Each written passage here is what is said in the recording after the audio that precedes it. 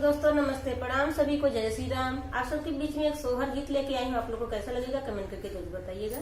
Hello दोस्तों, नमस्ते प्रणाम। मैं हूँ किरण प्रजापति। एक सोहर गीत गाने जा रहे हैं दोस्तों। कैसा लगेगा कमेंट बॉक्स में जरूर बताना और लाइक सब्सक्राइब करना ना भूलना, मेरे चैनल को आगे बढ़ाना। तो चलिए सुनाती हूँ, आप लोग बताइएगा कमेंट करके जरूर।